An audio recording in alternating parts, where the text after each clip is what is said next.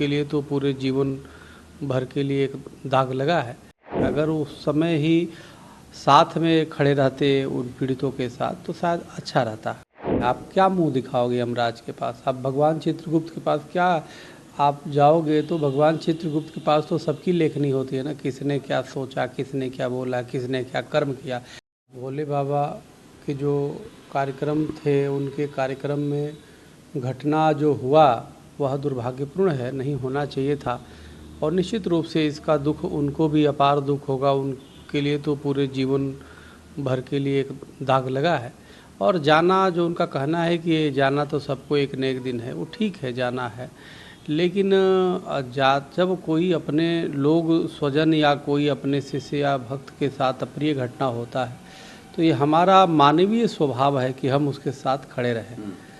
तो कहीं न कहीं देर में इनका जो ये आया है, अगर उस समय ही साथ में खड़े रहते उन पीड़ितों के साथ तो शायद अच्छा रहता। बात ये है, सिर्फ जाना ये कह के कि जाना सबको है, इतिश्री कर लेना ठीक बात है। वो ठीक है, एजेंसी की जो रिपोर्ट आएगी, क्यों हुआ, कैसे हुआ, ये अलग विषय है जो जांच होगी तो।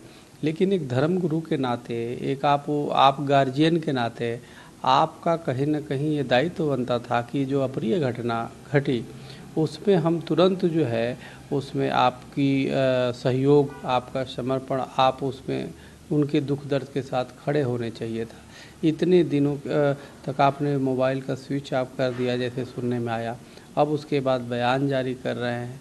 तो ये हमें लगता है कि आपका दायित्व था, आपका कर्तव्य था, आपका धर्म था कि उन पीड़ितों के साथ, जो पीड़ित वो कौन थे? वो आपके लोग थे जो आप पे अंधविश्वास करते थे।